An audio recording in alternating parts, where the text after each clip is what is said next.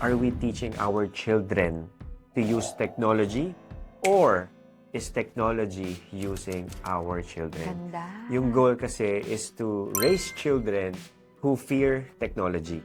It is to raise children who know how to use it wisely. Kailangan kasi matuto tayo. Technology is good. Kung kailangan mo ng gadget, dapat yung gadget na alam kong magagamit mo sa school, makakapag drawing ka Okay. kasi Nala loves to draw. So I would choose to give an iPad rather than a phone. Okay. So that's something that I would probably consider. And I think big factor yung as parents, we really try our best to be intentional. Given na ma-build natin yung tamang foundation sa mga anak natin, ng tamang paggamit ng gadget, we can now be able to freely give them the freedom to use it kasi nagawa natin yung tamang steps of building the right foundation and trust.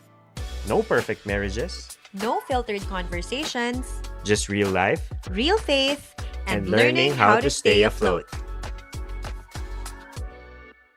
Welcome back to Staying Afloat with VJ and Camille. Uy, love in fairness to, ang dami na nating episodes, ha? Pang ilan na ba to? Hindi ko alam. Pero I know, nasa 20s na. plus, baka almost 30 Magta na. 30 na. And we just want to first and foremost thank all our followers, our growing community. Maraming salamat sa inyo kasi kayo din yung reason why we Yes.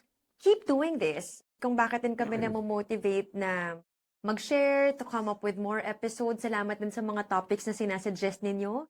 And that's what we want to do. So, please send in your requests. Ano bang gusto nyong pag-usapan natin? Ano ba yung mga struggles natin lately? Baka makatulong kami at baka matuto din kami sa inyo. So, we look forward to that. Definitely. So on that note, Lovey, ito yung na-share sa atin na topic na pwede nating pag-usapan today. So the topic is raising our kids in this digital world. Ooh, naku, alam mo, love, napaka-controversial niyan lately. Because I know that in the news, ang dami nating nababalitaan ng mga kung ano-anong violence sa mga schools, 'di ba? May nag-trending na reel about a little boy, kausap siya ng mommy niya, tapos may ginawa siya, parang nag-remove siya ng clothing, tapos nagtatatalon siya. Tapos tinanong siya ng mommy niya, bakit mo ginagawa yun?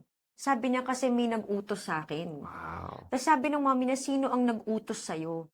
So sinabi niya, naglalaro siya nitong particular game na ito, tapos inutusan siya nun na gawin yun. Kasi ang kapalit nun ay bibigyan siya ng pera para makapangbili siya doon sa game Dun or sa doon game. sa app. Oo. So, ginawa niya. Kasi syempre as a child, hindi niya siguro naisip na hindi naman siya nakikita nung kausap niya.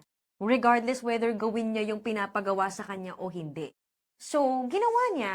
Umiyak siya dun sa dulo ng video, tapos sabi ng mommy niya, delete na natin tong app na to. It's not good for you. Buti na lang, yan lang yung pinagawa niya sa'yo. Paano kung mas malala na yung mga pinagawa niya? So, awareness din siguro sa ating mga magulang. Definitely. Definitely. So the question is, how much screen time is too much? Hanggang kailan ba tayo titigil? Kailan ba yung too much na? Kapag sinabi mong too much, ilang days ba yan? Pwede mag-gadget? Ilang hours ba yan? In a day, pwede mag-gadget? Ano yung mga lalaruin nila on their gadget, on their iPad, or maybe social media for the teenagers, di ba? Hanggang saan? Hanggang saan yung too much? Yes. And I think the challenge that we have today as parents is that ito kasi yung generation wherein we are raising the generation alpha. Yun ang tawag nila dito. The generation alpha are the kids growing up in a season or in a generation na meron ng internet. Tayo, 90s, Gen Z, millennial, ito pa yung mga inabutan pa natin yung simpleng cellphone na call and text lang, snake lang ang game. Yep. 'Di ba? Pero ito na kasi yung mga bata na namulat na sila na, uy, may YouTube, may mga online apps, may mga skip ads, 'di ba? So, yun yung challenging sa atin. Hindi ito yung kinalakihan natin, love eh. So, paano natin ina-navigate itong mundong to na ngayon lang din naman natin natututunan? Okay, so the question is, when is too much? So for our kids, with our young ones, so they are only allowed to use gadgets on the weekends. And weekends includes Friday, Saturday, and Sunday. But Provided, not all day. okay. Provided, hindi siya, pag sinabi mong Friday, gamitin ko na yung gadget ko all day. No. Not necessarily. Kasi meron siyang kailangan tapusin muna yung mga task niya sa school, tapusin muna niya yung mga chores niya, and dapat dito, they eat their proper food. Hindi lang puro sugar. Kasi mostly, especially isa dun sa mga anak namin, kumbaga gusto talaga niya ng sugar. So, we discourage her to eat that. So, mag-isa lang eh. May sweet tooth sila. Oo, lahat naman tayo Kanino kaya nagmana? sa akin. So, Umamin agad. oo naman. So, hindi all day maglalaro. They are only allowed to use 1 hour. And then after 1 hour break, maglalaro sila or whatsoever. And then they can use the gadget again for another 30 minutes or 40 minutes. Tapos, ganon. Hindi siya buong araw maglalaro. At hindi siya buong araw gagamit nun. And they understand that. Yes. And sa mga teenagers naman, because of, actually, nagkaroon tayo ng, kumbaga, sa mga teenagers natin, hindi natin to na-set ng ganito kaaga. So, I believe, Nathan, before, nabigyan mo siya ng cellphone at a very young age. I think Nathan had his phone at the age of 12. Nasa circulo na tayo nung nagkaroon siya ng cellphone. Mga ano na siya nun, grade 7. Grade 7. After grade school siya nagkaroon ng cellphone. So mga ganon. Grade 7, I remember.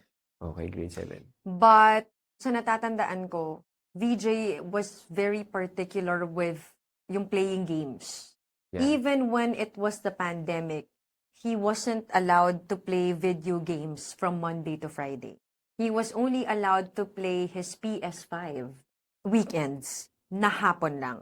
After niyang magawa yung mga kailangan niyang gawin. At nung time na yon, akala ko sobrang strict niya. But ngayon ko nakita yung benefits nun kay Nathan because he would play, but he is not addicted to it. Like, pastime, tas nun bibitawan na, and he would like enjoy doing other things. He was into sports. Isa yun sa mga nakita namin na benefits din na maaga siyang nag-start ng sports. At the age of like 6-7 years old, nagfo-football na siya. And consistently yun while he was growing up. So even at this age, he remained active kasi nasanay yung katawan niya doon. So I feel like nung time na yon, hindi pa namin nakikita yung resulta. Kasi si Nathan yung age na lumalaki siya ni hindi tayo aware kung ano yung epekto ng technology or ng digital world sa bata. But we've seen na naging effective yung mga disiplina na ginawa ni VJ sa kanya. And not only that, no, yung mga nilalaro nila, I make sure na hindi ito violent. Kumbaga, nilalaro lang nito kapag 18 ka na and above. Walang violence, walang mga explicit doon na mga material na pwede nilang ma-access, no? And also, when it comes to, watching Netflix. Yes. Watching Netflix and watching YouTube. Yes. Binaglalaban pa ng mga anak ko ngayon na this is a cartoon. Pero kasi makikita ko ron 13 plus. Sa tanongin ko sila, how old are you na ba? Oh, I'm 7. Oh, I'm not allowed. Kumbaga, alam nila, tinatanong ko sila, ilang taon ka na ba? And what does this say? Ilang taon? Pag nakita na nila doon na 13 and above, hindi na nila papanoorin. Yes. Kumbaga, they are afraid na mag-disobey doon. Correct. Nafe-feel mo ba yun? Yes, oo, love. Yeah. Because also of how you really implement it. And I think big factor yung as parents, we really try our best to be intentional. There were a lot of times in the past na napagtatalunan namin tong mag-asawa. I would say I'm the more lenient parent. VJ is the stricter parent. But I appreciate him for being that way. May mga times na, alam mo yung minsan, like, ako lang to. Hindi ko alam kung yung ibang parents baka nakaka-relate sila. Yung minsan gusto kong i-reward yung anak ko na meron kasi akong nakitang naglalaro noon. Meron siyang parang handheld game na gumaganong-ganon siya. Sabi ko, ano yan? So, I forgot what it's called, to be honest. Parang siyang Nintendo Switch, parang ganon. Pero like, a different kind. And then I go, uy, sakto, gagraduate si Nathan sa school. Thoughts ko to. Regaluhan ko kaya siya ng ganito. Deserve naman niya to kasi maganda naman yung grades niya. Tas ganito, sigurong matutuwa siya. And at the back of my head, I realized, bakit ko siya bibigyan ng isang bagay na pwede niyang kaadikan? Na pwedeng maging distraction dun sa mga mas importanteng bagay na sana mas ginagawa niya over games. And then sabi ko, no, maybe not. I don't want to give my child something na magiging cause pa yon ng problema just because feeling ko deserve na yon. may guilt kasi parang feeling ko, kawawa naman yung anak ko kung yung ibang kaklase niya may mga ganitong gadget, siya wala. Pero nare-realize ko na hindi eh. Kung gusto mong magkaroon ng ganitong gadget, siguro pag may edad ka na at kaya niya nang bilhin on his own. But Mm. I wouldn't want na sa akin manggaling yung distraction na yun, thinking and knowing that it can be an addiction, that it can lead to a lot of things. Gadget itself, the cell phone itself is already so distracting. Dadagdagan ko pa ba ng ibang gadget? Because for a time, yun yung thinking ko when Nathan was growing up. He didn't have the latest PS5. Kawawa naman yung anak ko, yung mga kaklase niya ganito. But you know, now I realize, mas kawawa siguro yung anak ko kung na-addict siya sa mga ganong bagay at inaksaya niya yung panahon niya over those things rather than investing it on more important things. Nice. Ang ganda, love, no? Ang ganda. Thank you for that. And the question, love, are we teaching our children to use technology or is technology using our children? Ganda. Yung goal kasi is to raise children who fear technology. It is to raise children who know how to use it wisely. Kailangan kasi matuto tayo. You know, technology is good. Yes. But if the technology will consume us, that's when it becomes bad. when it controls us That's when it becomes bad. So the question is, are we using it wisely? wisely, that's very nice. So again, na-mention mo kanina, ikaw love, sa tingin mo now, kailan mo pwedeng bigyan ng mga gadget? Their own yung own gadget, our little ones. What age? What is a good age for you? Now, at this point, knowing what I know now and hearing about the things happening around us, no, siguro mga, Their own gadget. ang hirap they would Own have ga- their So own when you phone. say may sarili silang gadget, ito na, yung smartphone. Yes, the iPhone. Kanila na yon. Ako, I would say 16, pero may rules and may condition pa rin. I will only during a time, Wait lang. 16 years old. 16, Provided na may conditions. there are conditions. What are those conditions? I have access to it 100%. I can see it, I can check it, I will know who you are talking to, what apps you are using. Lalagyan ko pa rin siya ng parental control. Kasi may mga ganun ng mga apps ngayon, 'di ba, yung kaya mong makita yung ginagawa ng bata. That's nice. There's allowable period of time kung kailan niya yun gagamitin. Ito, natutunan ko to kay Edric at kay Joy. When you use a gadget, are you being creative? Are you creating? Or are you consuming? So, if you're using gadget to create, Good. that's good. But if you're just using it to consume, nonood ka lang, puro papasok, naaano ka lang, alam mo yun, parang naaano lang yung isip mo dyan, then it's not good for you. So those are Okay. some of the conditions I'm thinking. 16, okay, I would agree to that kasi pa-college na yan eh. Tama.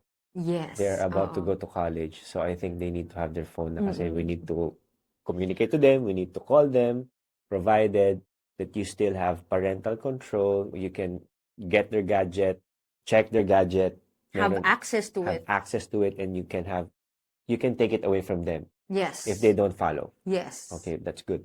Another thing, the gadget doesn't specifically need to be just a cell phone. It can be an iPad. It can be a laptop. Yung phone, pwede naman siyang analog phone. Okay. Hindi, kumbaga, I'm just exploring options kasi wala pa naman tayo dun. Okay. Pero yun yung iniisip ko na, kung kailangan mo ng gadget, dapat yung gadget na alam kong magagamit mo sa school, makakapag drawing ka Okay. kasi Nala loves to draw. So I would choose to give an iPad rather than a phone. Okay. So that's something that I would probably consider. Okay. It doesn't necessarily have to be a smartphone. Okay. Nice. What about social media? When is the right age for children to have their own social media accounts? Their own. So say that's Instagram, that's Facebook, TikTok, Threads, X, yung mga yan, Reddit, lahat ng mga yan. When is the right time for them to have social media accounts? So ito yung mga magpo-post na sila ng mga ganap nila sa life, may mga friends na sila na i-add. What, love? I ask you now. Kasi kanina, ako yung in-on the spot mo. When's the right time for them to have that? You know, I don't know. They have their own Instagram or Facebook. I don't know. Maybe ako siguro. Top of mind at this point. as a parent, decision naman natin yun. 18? 18? I agree. But the question is, do I still have access to that? I don't think so. I would say, love, that given na mabuild natin yung tamang foundation sa mga anak natin, ng tamang paggamit ng gadget, we can now be able to freely give them the freedom to use it kasi nagawa natin yung tamang steps of building the right foundation and trust. So, kung sakali man at 18 na they're on their own, we know we did our part. Mm. And for me, I have peace in knowing na may mga guidelines akong ginawa, may mga steps akong ginawa, rather than, oh, ayan, cellphone, bahala ka na kung anong gagawin mo dyan. Kausapin mo na kung sinong gusto mong kausapin. Yun. Okay. Nice. Kasi love yung tanong mo kanina, when is the right time to have their own social media? Mm. So, iniisip ko, it's really hard, love, because I'm thinking of the kids right now. Thinking of Nala, my daughter, and I would say 18. Kasi di ba, sa generation natin ngayon, sa season ng buhay natin ngayon, ito yung panahon na if they would have their own social media, they would have access to the world. Now that they are now homeschooled, sumasakit yung puso ko lang. Sumasakit puso Because they ko. are homeschooled, we have somehow, and I hope and I pray, na nagawa namin yung influence namin sa kanila. At the end of the day, magkakaroon talaga sila ng sarili nilang buhay. Yeah. Ito yung years na yon na pwede mo silang ma-influence, ma-transform mo sila, ano ba dapat yung pagiging isang tao. Once that they have their own social media, they can access the world. And if they can access now the world, bago ko sila ilabas doon, I know that they are already Equipped. built, they are equipped sa buhay nila, para kapag meron ng mga hamon sa buhay nila sa social media, they will know how to somehow, ano ba yung word? Navigate. They can navigate on those things kapag equipped sila. Agree. Yeah. Nice one, my Thinking love. about it, nung Yeah. hirap, no? One of my learnings also, no, ang gadget, hindi siya babysitter. Because sometimes I see parents, not to put shade, it's just, I just noticed, and admittedly, Okay. I used to be the same. Yes. Ginagawa ko rin siya. At na-realize ko na very, very wrong siya. Minsan mas madali kasi ang buhay pag nilapagan mo ng gadget yung anak mo, tapos tatahimik siya, mapayapa eh. Kakagalaw ka, walang mangiistorbo sa'yo, walang mangungulit sa'yo. Kasi, oh ayan, manood ka. And then, I'll do the things that I need to do. But you know what? Eventually, hindi pala siya tama. Because, meron pala siyang epekto sa isip at sa development ng brain ng mga anak natin. Do your research. There's a lot of studies ngayon sa panahon na to sa epekto ng digital consumption to younger minds. There is this talk that we've heard, it's called the digital cocaine, na it's really highly addictive. Na yun pala yung epekto niya sa isip, na parang pag nawala, kaya nagre-rage yung mga bata, 'di ba? Tanggalin mo yung iPad, nagwawala sila kasi there's something that activates in their brains, yung mga neurons na very active, tas pag tinanggal mo, parang they want more of that. So do your research, learn more about it. It's all over the internet. So as parents, we also need to be intentional. Ano nga ba ito? Ano ba yung mga epekto na to sa mga anak natin? It's not a babysitter. Huwag natin siyang gawin na ganun para lang to make our lives easier. Because at the end of the day, our children needs experience. They need outdoor play. They need conversations. They want to experience things real time. Hindi yung parang fake world. And ang dami ng ganong games ngayon, yung parang gagawa ka ng sarili mong mundo doon, 'di ba? So parang it also confuses the reality. So yun yung mga isa natutunan ko, love, na akala ko dati wala siyang effect, pero hindi pala siya tama. Okay, so what I'm getting from you, love, is don't use social media to pacify your children's needs. Kasi tama nakakakita ko ng ganun di ba kapag kakain, kailangan may iPad sa harap, tapos kumakain yung bata. Tapos yung kumakain yung bata, parang 1 hour kumain. Tapos kapag tinanggal mo, hindi nakakain. Paano yun? Di ba? No kay DJ yan. Ilang beses naming napagtalunan talaga yan dati. Do you remember? Yeah. So ngayon, sa bahay namin, we have a rule na kapag dinner time or anything on the dining table, no gadgets talaga. ang hirap gawin sa simula, but I stayed consistent to it. Even si Camille, kasali doon. Nagdadala sila ng phone. So, alam ko na yan. Binibrief ko yan. Pagdating pa lang nila sa dining table, okay, no phones on the No phone dining. policy. Yeah, Talagang we have tatayo that. sila at ilalagay nila yun doon sa sala or pupunta sila sa room nila. Tapos, ilalagay talaga nila yun. And then, kapag ginawa namin ang ginawa yan, hanggang sa nakasanayan na. Nagsisitahan na kami. Sometimes we fail. Minsan, there's an important call and the kids will be like, Dad, you're on the dining table, you can't use your phone. And sobrang na-appreciate namin yung time na yun together. So, if there's a call, kapag may tatawag, okay, guys, I just need to answer this phone call, very important. I'm gonna stand up And leave the dining and table. leave and talk and then alis na ulit. But number one rule, no phones on the dining table. Yes. Okay, one of the That things is the time kasi that you will talk and you will engage and you will connect to your family, to your kids. Di pwede yung nasa dining table kayo pero nasa cellphone naman kayo. Yeah. Oo, Sayang. ang sad talaga nun. Ang Sayang sad. yung panahon. Nakakita ko ng ganun eh. So, it And saddens you know me. what? To be honest, hindi mo marirealize na ganun ka until you see somebody else do it. Na parang, wow, look at them. Oh, lahat sila naka-cellphone. As in, magkakasama sila sa isang table pero lahat sila nakaganon. And then we were like, you know what? Probably at some point, we were like that too.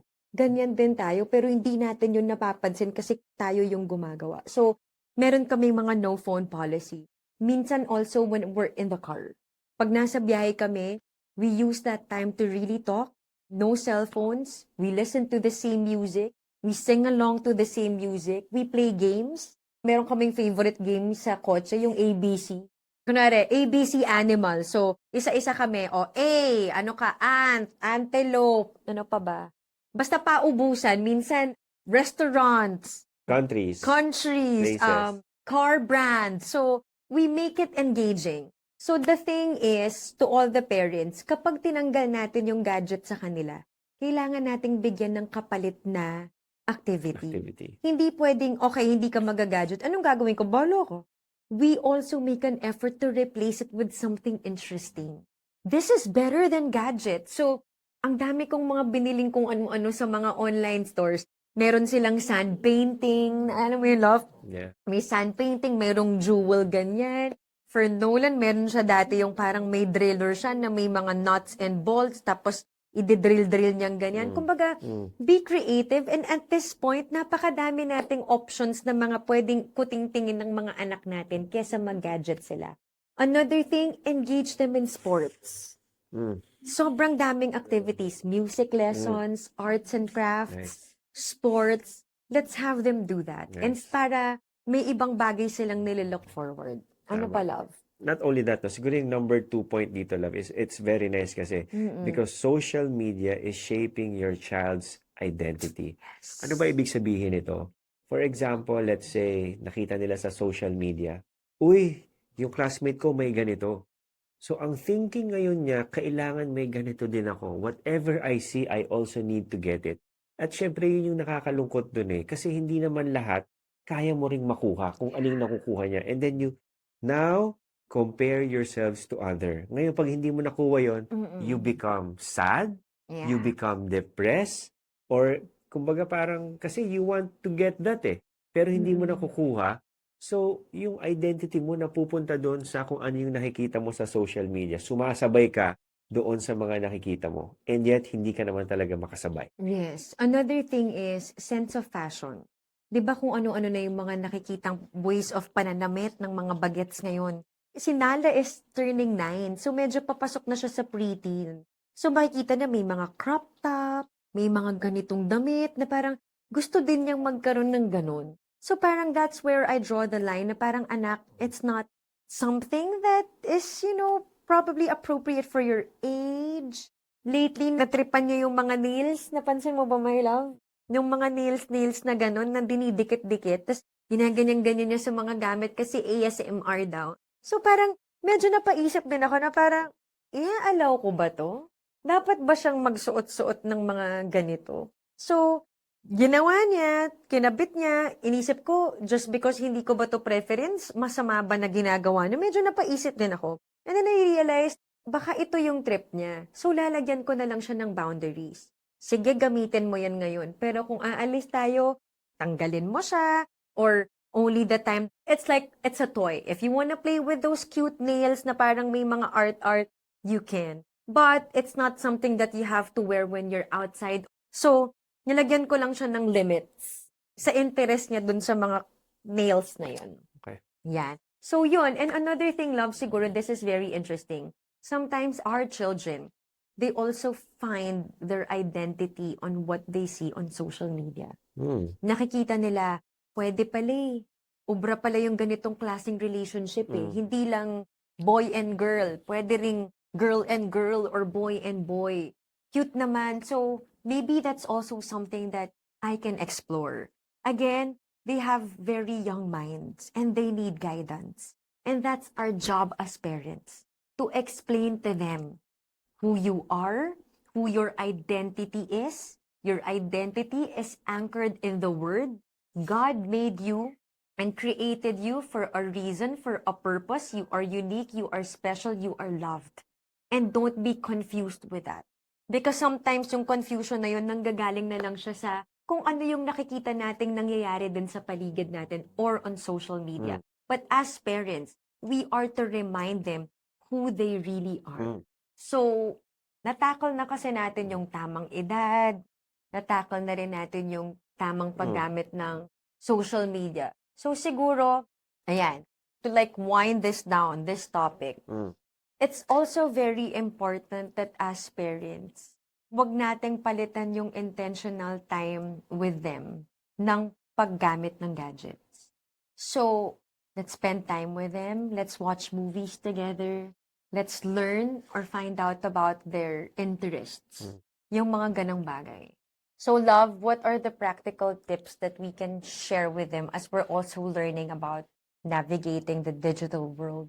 If we can have more hobbies or engage them in sports, that's good. Kailangan nilang gumalaw. We know na kapag nag-social media lang tayo or nag-gadget lang tayo, nakaupo lang tayo eh.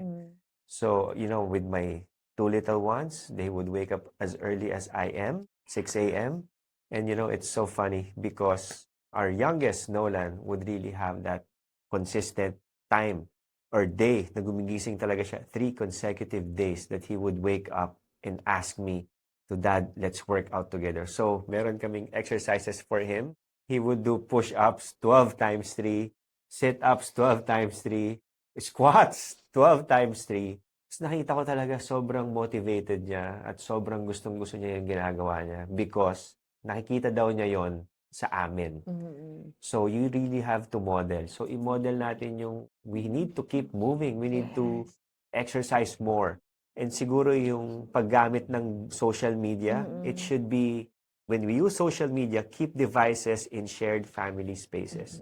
Like I mentioned kanina, not on the dining table. Kapag nagso-social media kami, doon kami sa living room, and then we somehow watch each other's videos, especially kapag nakakatawa. So, we enjoy doing that talagang tatawagin pa ako, Daddy, Daddy, Daddy, Daddy, let's watch this. Yes. So, ako naman, parang kahit ayoko, papanoorin ko siya. Again, yung na-mention ni Camille kanina, let's use parental controls. Yes. Pwede nating maglagay dyan pwede nating i-block yung mga hindi magagandang sites, especially sa mga teenagers natin, para at least they can use that, pero hindi nila kayang i-access yung mga sites na hindi magaganda. At least in our home. Yes, at least in our home. Di mo na alam sa labas, pero at least sa bahay may restrictions. Tama. And isa pa na we do practical ways is we watch shows together. Yes. So kami, sometimes ako nakikinood sa kanila ng mga shows. We enjoy doing that. We like watching The Floor is Lava. Do you remember? Yeah, The Kung Floor is patulog Lava. namin nun, The Floor is Lava. Is it cake? Is it cake? Yan, yung mga pinapanood namin together. Kasi engaging yun sa family. So kami mismo maghuhulaan. And ako naman gustong-gusto ko yung pinapanood yung mga gumagawa ng mga bahay. Yung bagong thing nila ngayon, yung mga ASMR na nasa namumundok, tapos gagawa ng bahay, pupukpok ng kawayan, gagawa ng underground house or home. So we enjoy doing that. Like fishing. Gustong-gusto namin yung mga animals. So watch shows together. It's also fun. Ang technology naman talaga, may pros and cons. So it is how we will handle it or consume it. Mhm. Dapat hindi tayong kinokonsume ng technology. That's very nice, my love. Yeah. And in this season, patuloy naman tayong matututo talaga. 'Di ba? There is no such thing as perfect parenting. We will never get it right. Pero I think it's more than enough that as parents, we are trying to do something.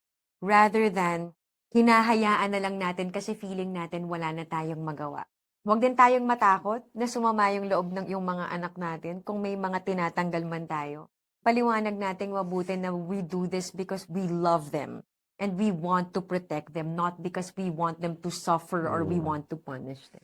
And lastly siguro, yung modeling. Kasi doon talaga yun papasok eh.